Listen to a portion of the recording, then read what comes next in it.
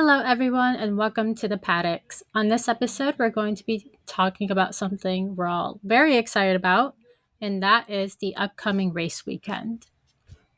We have a full house today. So, on the episode, we have Amy, Hannah, Rachel, Casey, Ito, and myself, Chelsea. And to start off the episode, we're going to dive right into driver updates because let's face it, there is a lot to talk about.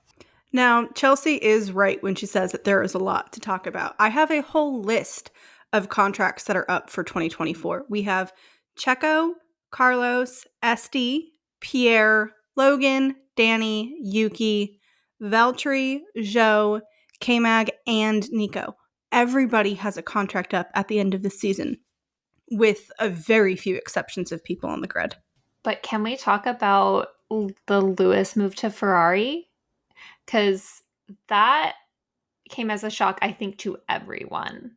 I was in a meeting when the news dropped and my phone would not stop buzzing. And I don't even know. Yeah, honestly, Amy talked about how contracts were up. Well, Lewis's contract wasn't up, meaning his move to Ferrari also obviously booted Carlos out of the seat, but also caused chaos there.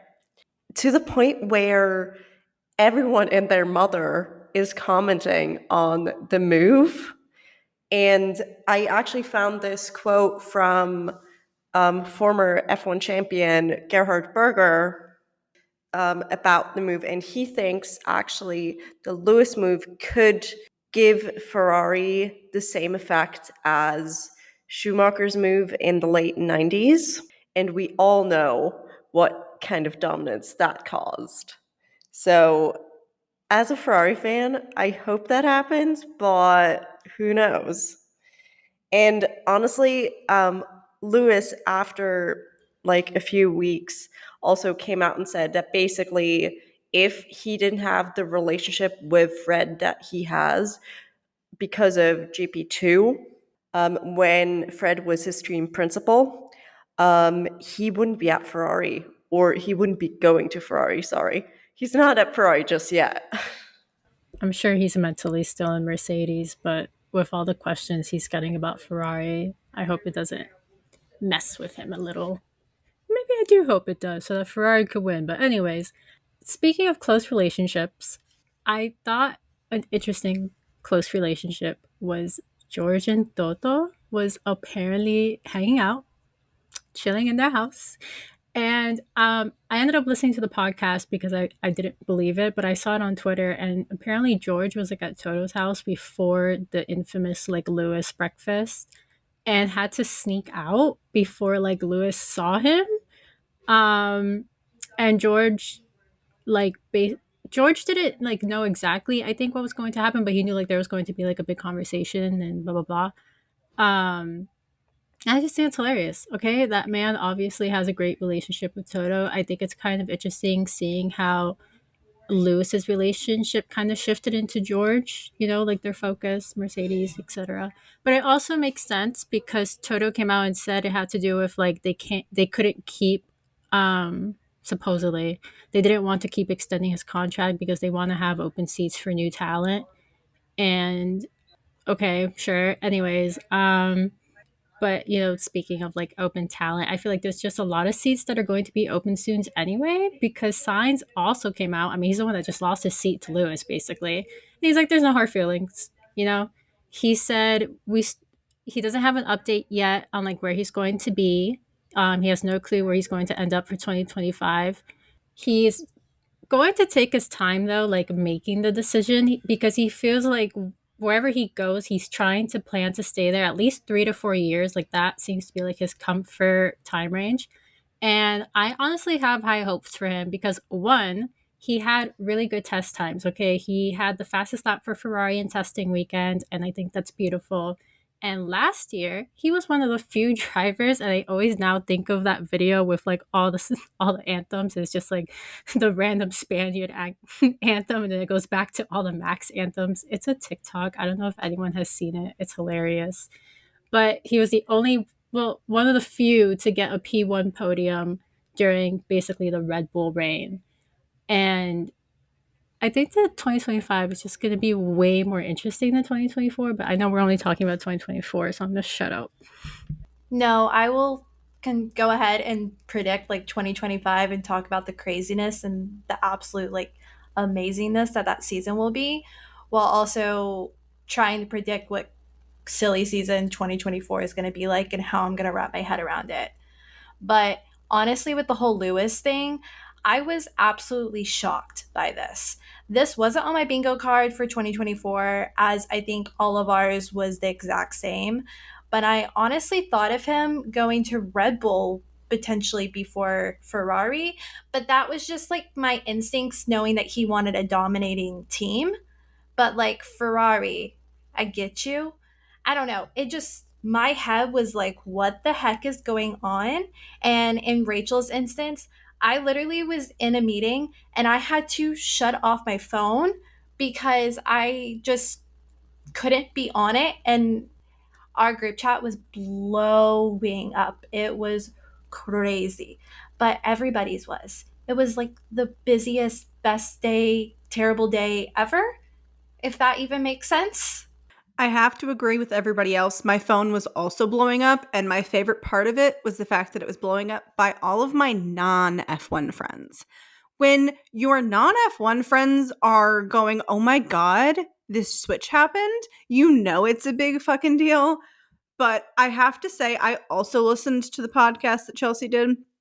And all I could envision with George sneaking out is like him having to climb out a window. Like I'm talking 90s 2000s rom-com sneaking out a second floor window move. That's exactly what came into my head when I was hearing this description, to be really honest, y'all.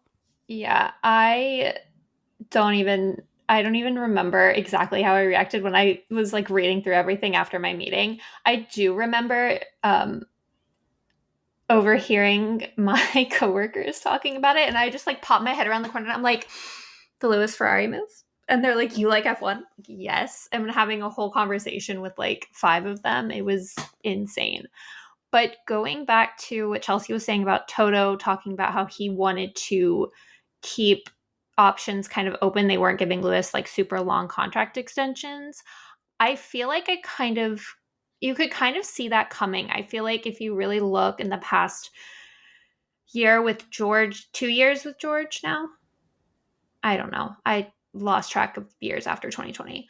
But they like have started shifting their focus over to George and kind of away from Lewis. I think that was more evident this past season, but I was just kind of like, it seems like they're moving away from the Lewis era and trying to shift. But I did not see Lewis moving to Ferrari as an option. I I don't even know if that would ever cross my mind. Yeah, like honestly, at first I thought I was double checking the date. I was like, is it April Fool's? Like, what's going on? Like, this can't possibly be real news that's happening. But it was definitely a shock. But I think it'll be interesting because Lewis has been at Mercedes for like over a decade now. And the culture at Mercedes is definitely a lot different than Ferrari. So it'll be interesting to see like, how Lewis adapts to, Ferrari, because Ferrari is, its own thing almost, the but that's probably also kind of why he wanted to try it, is because, Ferrari's been in the championship since it began. So uh sorry, Ferrari's been in the championship since it began. So, everyone wants to try and race and win in red. So maybe Lewis will be able to do it. Who knows? But I mean, it's not going to be easy because he'll be against Charles. And Charles is trying to make that his team as well. So it'll be definitely, hopefully we'll have a good fight between the two of them. I think most Formula One drivers have this pipe dream of being able to say they've driven for the boys in red at least once in their career. It just kind of seems like it's a thing. That's what Seb did. He really wanted that experience to drive for Ferrari. And I get it. I don't blame Lewis. I understand that it's definitely kind of that pipe dream. But as an Italian American, I'm like, oh my God, that culture shift is going to smack him in the face. And I truly don't think he's ready for what he's walking into. But we'll see how it goes. If I'm going to make a prediction, I am predicting a very sassy Lewis with his time with Ferrari, because I just think he's going to get real frustrated real fast. Agreed. Honestly, I mean, it's funny that you bring up the whole culture thing because having grown up in Europe, like Italy and Southern Europe in general, there's always this very thinly veiled racism going on. And Lewis being so outspoken, being a person of color, etc., I don't think it will be great from that perspective. But at the same time, it's interesting that Ferrari came out and said that they will support his initiatives. So I feel like they really want to make this work because Ferrari's not known to bend to the will of their drivers. Especially like, for example, Ferrari drivers can't have their own like merch lines and stuff, and Lewis has that, and they came out and said he can continue that. He can continue plus 44. I'm wondering if them allowing that is because it already exists. I feel like maybe that's part of it, is like they're like, well, we can't ask you to just like completely stop because it already exists, it already has a following. But I am very interested to see what happens, not just with the team, but with the fans, with the Tifosi, because Charles is their predestined. That is what they call him. How is that going to work with this shift? And we always see one driver get slightly like favored more than the other. What is going to happen there? Because they're both incredible drivers. They both want to win. Lewis wants to win his 8th. Charles wants to win his 1st. I applaud Fred Vasseur for taking this on because I love drama, but I don't know if I could handle that kind of drama. I think, okay, well, the reason I think that him and Charles are maybe going to be fine as partners is I don't really see Lewis staying much longer. Don't crucify me if you're listening. I'm sorry. Okay, the guy has a lot of other projects going on, and he's done this a lot of times, and he's won a lot of them. And I think he's honestly maybe just trying to either get one last one, or he's just trying to finish off his career at Ferrari. It's going to be one or the other. He's either going to win a world championship and retire early, or he's going to finish out the contract with Ferrari. I feel like the man is tired, but I also feel like he's not tired. Like, he's willing to do what he's got to do, but he's also like, I'm just here for one more contract. And that's why Charles is probably going to be fine, because he's going to be here for a long time. So his, I think, goal is just going to be trying to learn from Lewis as much as he can while still trying to win, but also not get in his way. And it's going to be very complicated for Charles, but they're going to want to keep Lewis happy too, I think. And he might become a bit more of a focus for this, that season when he comes in. And it is what it is, but that's what happens when you get a world championship winner onto your team, I think. And I'm sure Charles is going to expect it. I think Charles and Lewis get along as well because when you see them interact, they interact very like almost mentor to mentoree kind of aspect. So I think from that stance, it would honestly be good because Charles can probably learn a lot from Lewis. I mean, the man's got 7 world championships, even though I want to say 8 right now. The man's going to get his 8 before he retires. I'm making that known right now. But I really do think that there's some benefit to him moving, despite probably what we know and see, like on the surface. And I'm excited to kind of see what that brings and what 2025 brings for both drivers because like Charles is great if he's given the car. Like that man can dominate. Same with Lewis. So we'll see. Yeah, and speaking of Charles, he actually signed his contract extension, a multi-year contract extension. We don't exactly know how long, over the winter. So they have 2 drivers locked in, Ferrari, which is good to hear, at least for as a Ferrari fan. Then again, it's Charles. Who would have not expected him to sign that contract extension? Yeah, I honestly expected both almost to a T that it was going to happen. I mean, Lando's dream team was McLaren. Charles's dream team was Ferrari. I mean, they both have this big high hopes and potential for their teams and are willing to stick it out through thick or thin, sometimes more thicker than the thin part. But I'm interested to see if the cars made bigger headway than the 2023 season. I mean, I would like the masterclass of McLaren to kind of show up and actually dominate, not just mid-season or late season, but we shall see. I'm happy for both of them. I will say that. The only thing I have to say about the Lando Charles contract extensions is find yourself someone who's as loyal as those boys are to those teams. Retweet, Rach. Fucking tweet. Oh my God. You're not wrong. Like, seriously, can we find people who is loyal, who are as loyal as those two? Because Jesus Christ. But I also want to, like, just nitpick one little thing because I hate that they keep doing this to us. And that is just saying that it is a multi-year contract.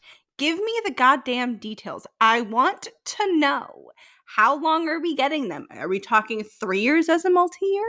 Are we talking 4 years? Are we talking 6? Like, come on, don't tell me multi-year deal. Give me the actual information, please and thank you. Because it's not on the internet. I have tried to find it and I cannot find shit. I'm wondering if that's so other teams don't know when to start hitting people up, because if they don't know when their contracts are up, they can't start swooping in. My English is not so very good sometimes. Can multi-year also just be 2 years? Only Casey nodded yes. It's typically 3 to 4. That's considered what a multi-year is. On the internet, at least. Okay. Basically 3 or more. Okay. Thank you.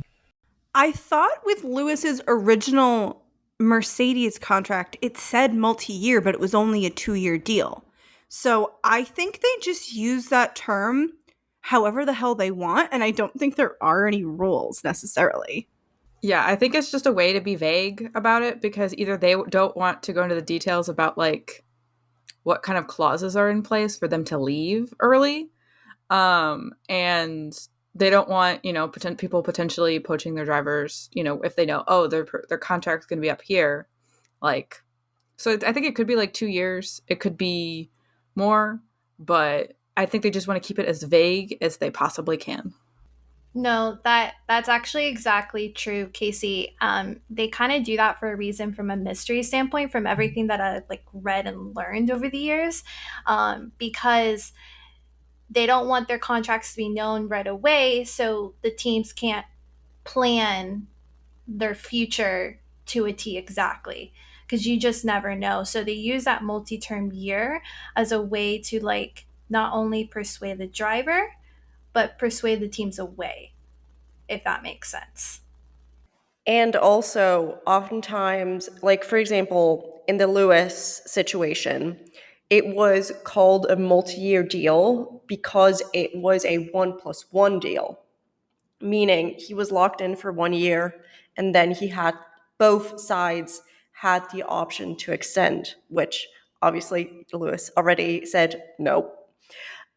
So that's why often, like if it's a 1+1 or a 1+2 or whatever, or a 2+1, they oftentimes also use that terminology because it's not a set timeline. Now that we've talked drivers and their updates, what about some team updates? Because there was also a lot that happened over the winter break team wise, starting with the fact that Andretti got denied. FIA approved them, and then when they went to F1 said, no, thanks. And what I find interesting about this is the fact that because F1's assessment was supposed to be from a commercial perspective, they denied the bid because they thought that while the Andretti name carries some recognition for F1 fans, our research indicates that F1 would bring value to the Andretti brand name rather than the other way around, which may be true. But I find this interesting because we've seen and are still seeing how F1 seems to want to expand their American audience, their American fan base more, and yet they denied what is arguably one of, if not the most notable American racing brands. Like, I don't know if that makes sense, but to me, it just seems like if you're trying to expand into America for your fan base, why would you deny one of the most notable brands who also the brand was started by an F1 driver who was a world champion, right? Well, I think it comes down to they don't want us; they want our money. Um, that's the main thing. But also, they said that Andretti wouldn't be competitive in their little, rebuttal paperwork that they filed or whatever.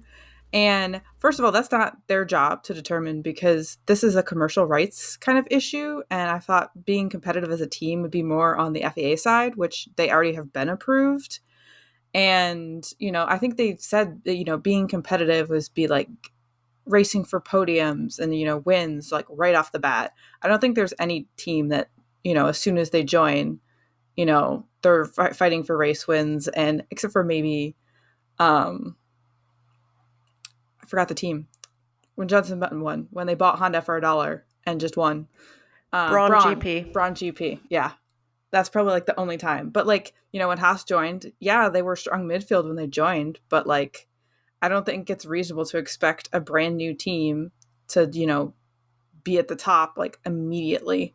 I think it takes some time. And the fact that like there was like missed emails or something went to the junk folder, it just screams very unprofessional of like they just didn't want to deal with this and not do anything. And I think the timing was also interesting where this news dropped and then immediately after was when the Lewis to Ferrari came. And that's, it got buried pretty quick because that's obviously big news. I just found it very curious that Andretti was announced that they would not be joining the F1 grid. Lewis dropped, and it just seemed to be like a sequence of events that went down in a matter of like 3 days, like a weekend. And none of us could wrap our heads around the craziness that was going on.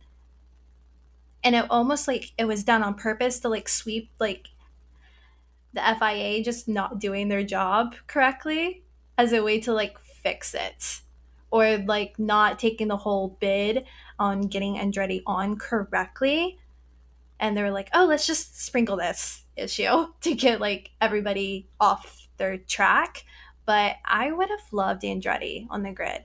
I mean, they're a US company. I mean, everybody's heard of Andretti some point or time in their life, at least from a person who likes racing. And so it would have been cool to see them on the grid, even if they just had a short chance. I completely agree. And even if F1 only wants our money, do they know how much they would have made off of Andretti merch? Because I'll take it. I mean, I think Andretti was one of the first names that I started recognizing in racing. Andretti is, I feel like, the name you associate American racing kind of like with almost because it's just so well known. And I don't know, I feel like I feel like they're going to regret it. I feel like they messed up. And yeah, I definitely think the email coming from just a random F1 employee and not Stefano Domenicali was on purpose because they knew it would probably go into the spam folder. As someone who was an assistant to executives, I would triple check those meetings if they were that important. You are not wrong, Rachel. I agree. I think it feels a little intentional. But if I have to manifest anything for Andretti, it is that maybe 2025. I have a sinking feeling that we are not going to see Haas on the grid for much longer. If I'm being really honest, y'all, I'm sorry, but it's just my gut feeling. I would love to see Andretti just buy them out, take their seat, rebrand it, come in as Andretti, and just go fuck you to Stefano Domenicali. Because if they can buy a team out. Like, I don't think they can get stopped if they're willing to make a financial transaction. I'm not really sure. Someone can tell me if I'm wrong, but I'm pretty sure that they can just slide on in. And I feel like Gene Haas is done sinking money into the F1 team that doesn't give him any return on investment, really. Like, the amount of money that goes into having to fix those cars, especially with how frequently they tend to have an issue of some form, you're just bleeding money. And it's really bad for your ROI and your bottom line. But my prediction is honestly that we maybe see Andretti in Haas's place in the future. I would love to see it personally. Well, I think Andretti did actually try to buy a team originally. They tried to buy Alfa Romeo first, and then I think they also tried to buy Haas. But Gene, no one knows what Gene thinks. He's just a mystical voice on the phone. But I think another fact that we're just kind of forgetting here is that it's not just Andretti. Like they partnered with an American car manufacturer as well that actually committed to building an engine by 2028.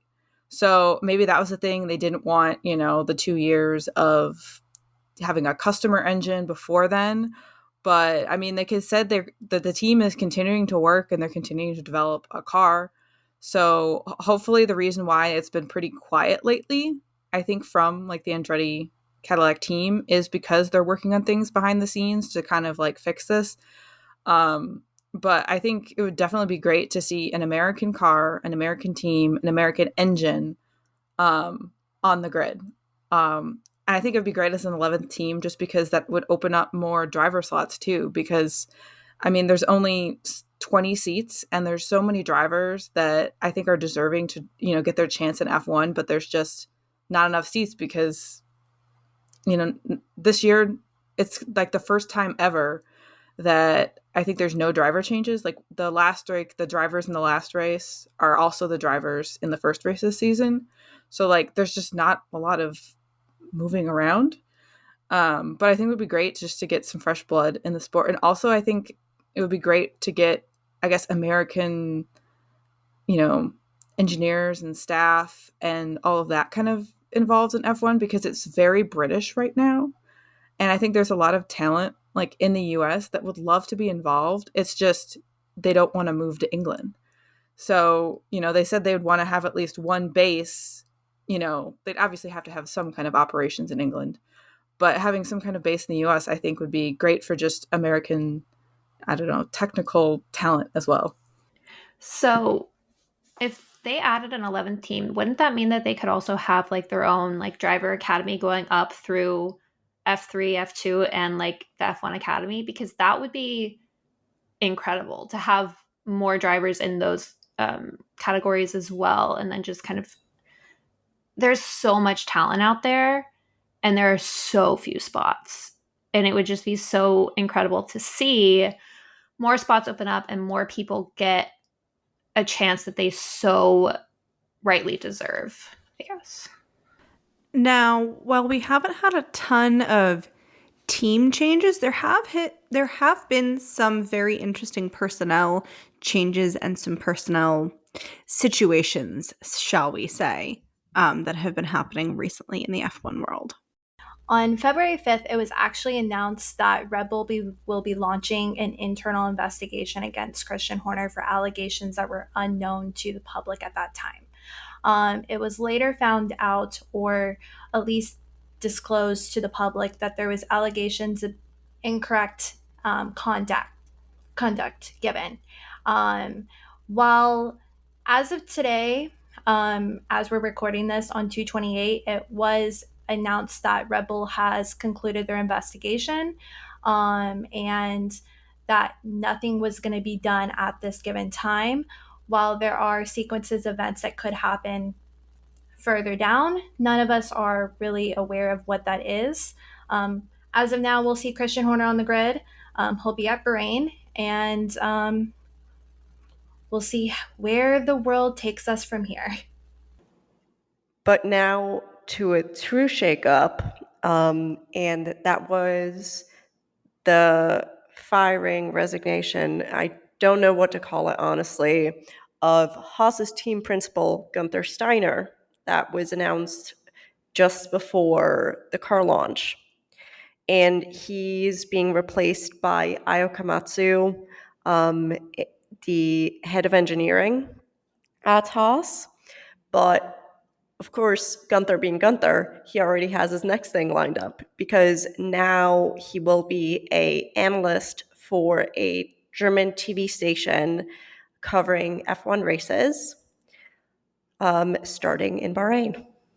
So I think it was just reported maybe recently that it was in fact Gunter's choice to resign because he, from my understanding, what happened was he found a really good sponsor that was going to bring in a lot of money, but he told Gene Haas that he wanted shares in the team, and Gene was like, no. And so Gunther was like, okay, I'm done. I've been doing this too long, and I'm not getting my own return on investment. And so he resigned. Yes, so Rachel is correct. He actually secured a $20 million sponsorship deal, which is insane for a team principal to land, but I'm assuming is on his own and not with any of us sort of support team.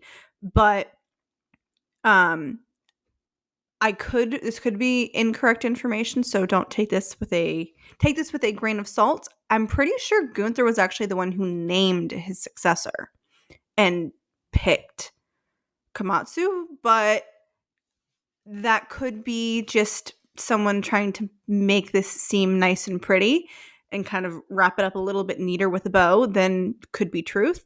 But I have to give Gunther Steiner, as somebody who works with sponsors and has done this kind of work, landing a $20 million deal is not that easy. So, like, 10 out of 10, Gunther.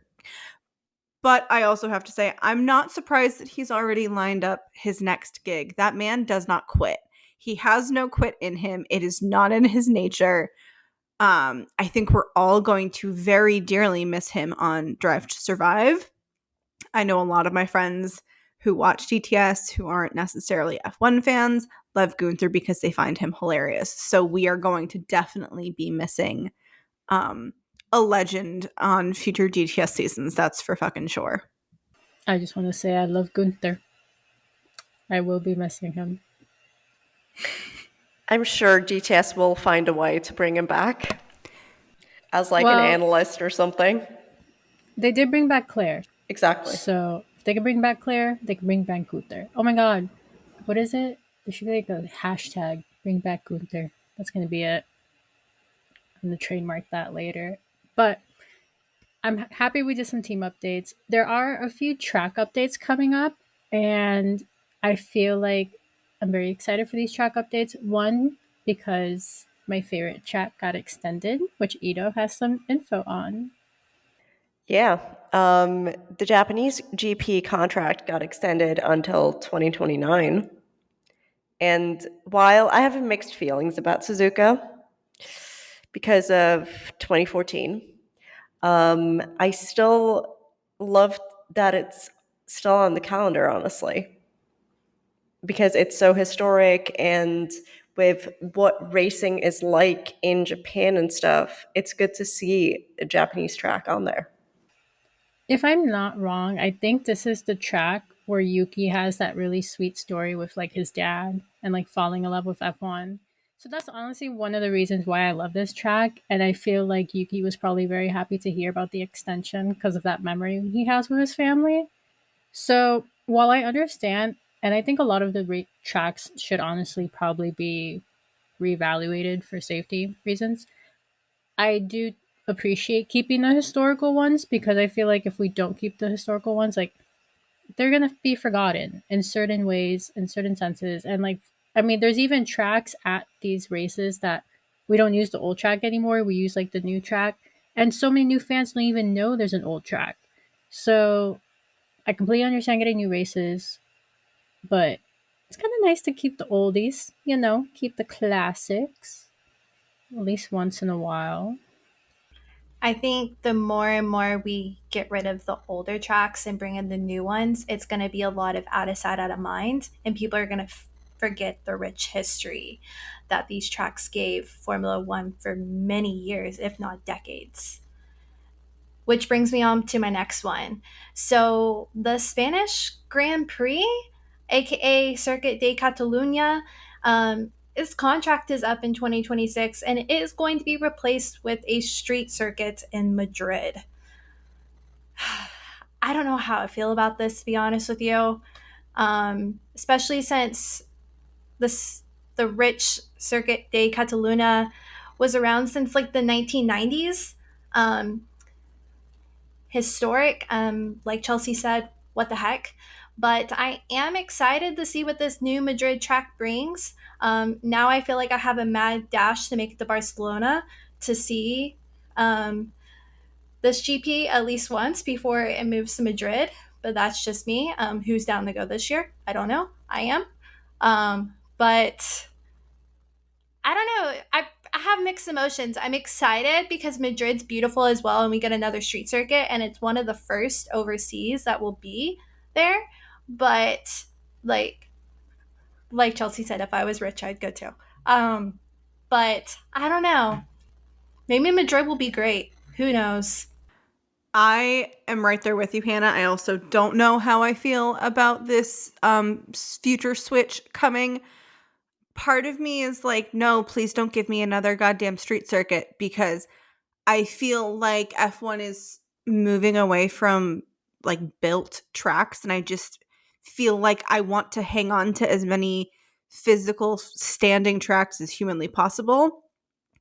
Um, I'm also sitting there trying to think of like the logistics of how is this going to go with Madrid. Madrid's a pretty major city. Like, where are you planning to put this? Where are fans going to watch this? Like, I'm just thinking of the logistical nightmares that are about to occur, and I'm a little intrigued to see how it goes. If I can pull off Barca, I'm so in, girl. If we can find cheap flights, let's do it. Um I am also a little worried about what they're going to do to the price tag of Madrid tickets, because I was feeling they're going to make them so expensive and I'm going to want to cry. I was just going to say real quick, and I'm going to get Rachel with this one, and she's going to flip out, is if we add another street circuit, these freaking drain covers, please use cement before before they start racing. Please, God forbid. That's all. For Madrid, my concern isn't necessarily the drain covers, although that now is going to be on my list. I'm concerned about the roundabout that's supposedly in the track. I mean, I know roundabouts are super common in Europe. They're not super common in America. But like, how are you going to do that going the speeds that they go? I'm very concerned. This is off topic, but also on topic. If you're going to fly to Europe, go into Paris on a Tuesday. It's the cheapest flight. Like, I'm talking $400, $500 flight. So, just saying. So are you saying yes? Is that what I'm hearing, Chelsea? Oh, no, I'm saying no. I already got too many trips planned this year. But maybe in my dreams, I'll watch it, you know? Oh, maybe I'll get the Apple thing. Have you guys seen the Apple thing where it's like you watch the race and it's like in that 3D? That's exactly how I'm going to watch the Spanish race. That I'm just going to spend $3,500,000 on that instead. One of the, I guess, track updates that came out before the start of the season is that the British GP has been extended for another 10 years, which is fantastic because their contract was set to expire the end of 2024. So we have 10 more years of Silverstone, which I am a little disappointed that like they left it till right before it expired to renew it. I feel like that track should have almost like be grandfathered into just a standing contract always for the end of fucking time because it's Silverstone. But that's just me. Honestly, I must agree, Amy, on the Silverstone topic. But then again, Domenicali last year said just because you're Silverstone doesn't mean you get a contract. Which makes sense that he said that to an extent because there were also trademarks filed for things like Chicago GP. So, will we get another US street track? The city of Chicago, like the mayor and stuff, have already said it will have to either be IndyCar or F1. It can't be both, but maybe. So they just had a NASCAR race there, so it's proven that you can race fast cars in downtown Chicago. And I'm extremely biased because I live in the Midwest and would love to have an F1 race that is in my own country that is more than, closer than 15 hours away. Like honestly, Canada's closer. Love Chicago as well. Another another street track. Maybe not, but I think it would be great if like maybe we switched out with Miami, so it's like obviously Vegas will stay till the end of time because F1 paid for it, and Coda is great because it's an actual track, but maybe we just have like a floating street track that just roams the country, and different cities, every now and then, just so like different parts of the population can actually, go to an F1 race, because half of it is just getting there. It's so expensive to fly anywhere anymore, but yeah, I think it'd be probably not going to happen, but I think it would be fun. Maybe they should do like an event there. Like I know Red Bull did a show run there, but like maybe they can do like a more than one team like event to appease the Midwesterners. My favorite thing that I saw online is somebody said that we need a weekend of speed where it's NASCAR, IndyCar, and F1 all in one weekend, which would just be hilarious and ridiculously expensive all at the same fucking time. But that's just a pipe dream, y'all. Now, we had testing, which for me, I love. I love when testing kicks in because I just miss the sound of F1 cars during the winter break. So it was really nice to get them back. I love starting my day with the sound of F1 cars in the morning. I agree. I really enjoyed watching testing and seeing all of the very interesting things that they use to measure the aerodynamics. But what I don't enjoy is Ferrari getting taken out by another drain cover. And this time it was Charles. So Charles and Carlos are both 1 for 1 with drain covers. The drain covers are winning. I think that someone has it out for the Ferrari boys when it comes to drain covers, whether it's the Teenage Mutant Ninja Turtles or whatever. I don't know. Retweet, Rach. Fucking tweet. I'm so done. So I thought it was Carlos again, and I was like, man, that man just has horrible luck. But honestly, it's just Ferrari that has bad luck, and that makes way more sense.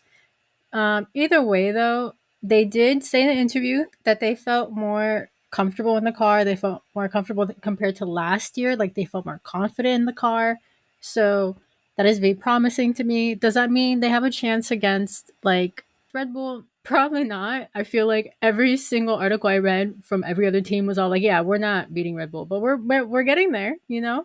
And which like for example, even Lando, he did an interview and he said that McLaren actually hasn't improved as much as they would have liked. And what kills me is that this man is just a troll because he knows that people love following his social media. And he took out the fast from like his bio, like driving very fast cars. Now he just drives cars or something like that. But maybe he meant it. Maybe that was him like actually meaning it. So yeah, he changed his bio to race cars and Formula One with McLaren.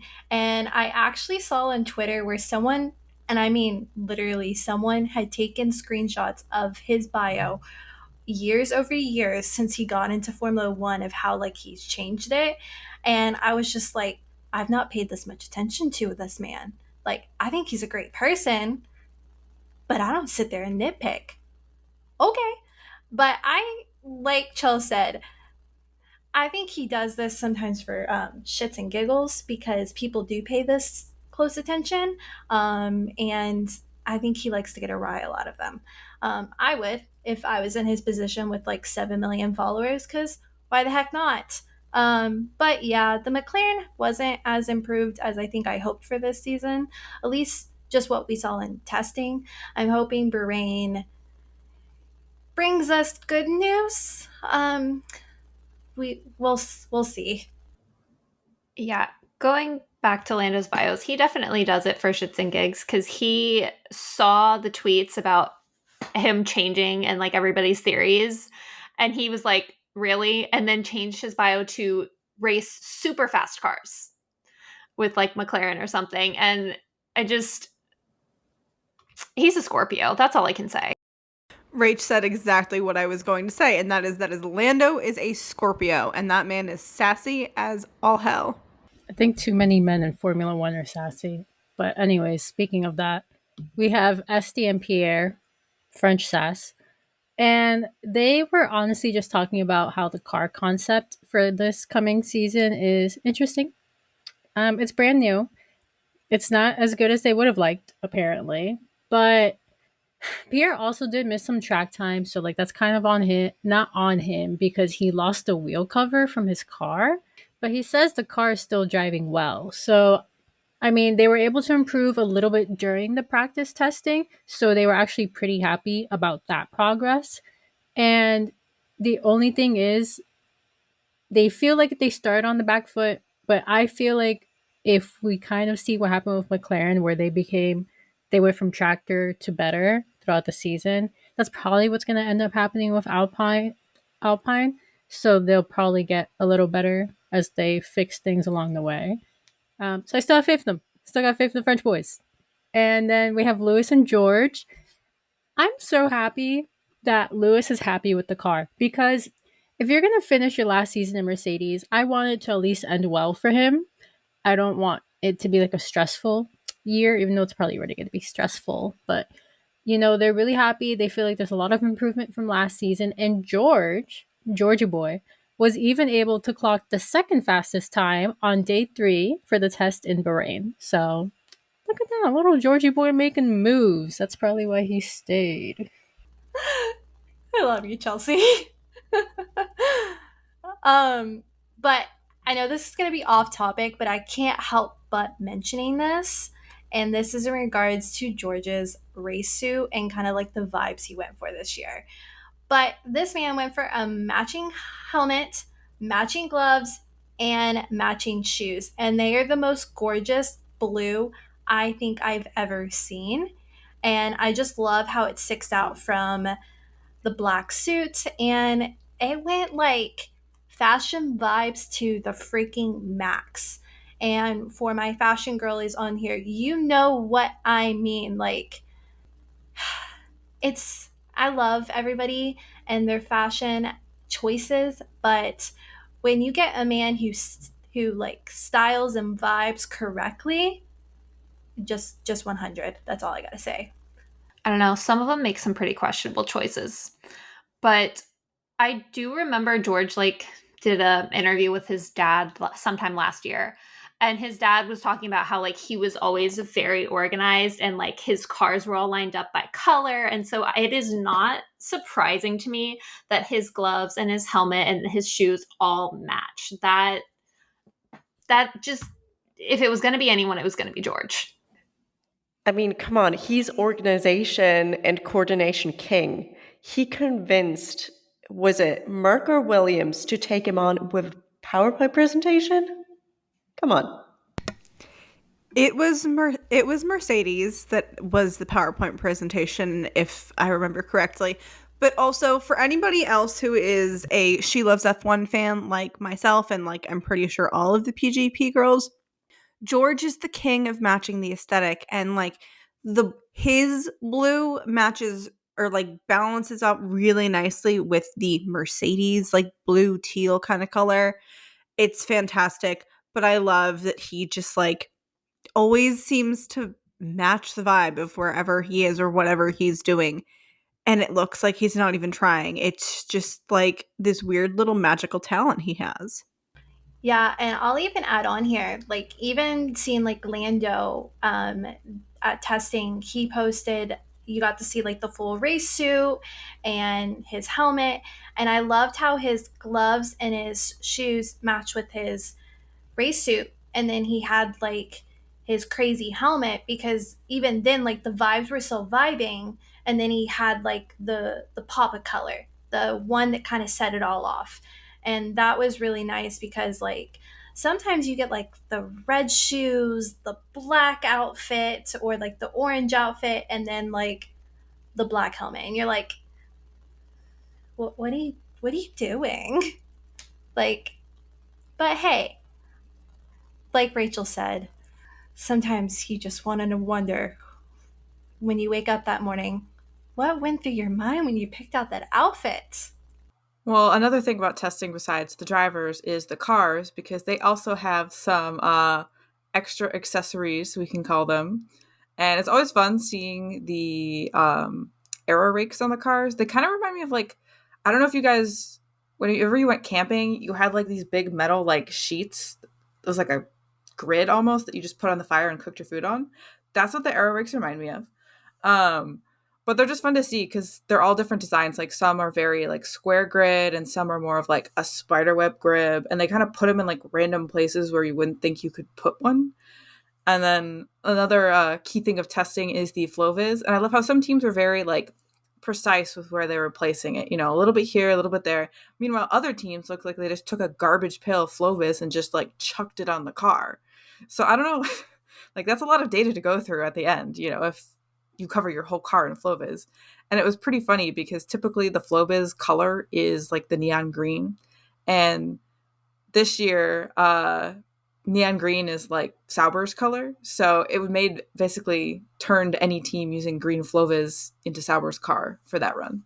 So, while obviously the drivers had testing, it seemed like everybody got this internal memo that seemed to go around to most of the grid to go and play paddle after they were done doing their testing and had the week off before the race weekend. And it just really seemed like everybody, for the most part, got this random memo to just go play a round of paddle. And I really, really want to see the memo. Like, please give me the group chat or the email chain, whatever the hell this was. I want to know. Like, it was all too organized in some weird way. I need to know. I don't know. I don't think that Oscar, Alex, and Logan got that memo. Either it wasn't sent to them or they just missed it entirely. But either way, they said, you know what? Fine. We'll do it ourselves. And they went and played a game with, I think it was Oscar's friend. And that was just the cutest little photo. The Williams boys and Oscar. And I loved that. But yeah, it felt very, if you're not going to include us, we'll do it ourselves. And Fernando was giving very much like Kris Jenner with her phone, like parent filming their children energy with all of like the Instagram like stories of like all of them playing paddle. And you know, of course, like someone asked, you know, like who won? And apparently Fernando and Lando won their little paddle tournament. And of course, people are like sleuths on the internet and they figured out that apparently Charles and Max were partnered up for paddle. And of course, they want to know how they did. And so, in response, a video got posted of like the final moments of like the match. And like, I think Max like misses the ball and then just goes in utter defeat. Meanwhile, like Charles is running so fast, he hits the wall and shakes the camera, which I think is just like a beautiful scene. Because like Fernando's celebrating in the back. It's just like that is F1 at paddle. They're great at racing cars. Maybe not so much with other sports. And we also got some new F1 Academy car livery reveals and driver reveals. And that was the Charlotte Tilbury car and the Tommy Hilfiger car. I, as a makeup girly to my core, am still not over that Charlotte Tilbury lip car. It's just everything I didn't know I needed. And as a girl who likes Charlotte Tilbury, I'm like, oh, hell yeah, you just gave me an even bigger reason to go spend an absorbent amount of money on product. It's fine. It's fine. It's good for the economy. And to close out the episode, we have a fun quote, an F1 quote for you. So this one is by Sterling Moss, and it says, "To achieve anything in this game, you must be prepared to dabble in the boundary of disaster." And I just love that because F1 to a T, living on the edge, you just never know with these races. And I think it just explains everything like in a pretty wrapped bow. I mean, enough said. And with that, we are so excited that it's finally race weekend again. What are you all expecting from this weekend? Any drama? Expected podiums? Let us know in our socials. Everywhere we are Paddock Girls Podcast, except on Twitter or X. You can find us at Paddock Girls Pod. Thank you for joining us in the paddock. We will see you after Bahrain. I can finally say that. Hell yes. Have a good one. Bye. Bye. Bye. Bye. Bye. See you after Bahrain.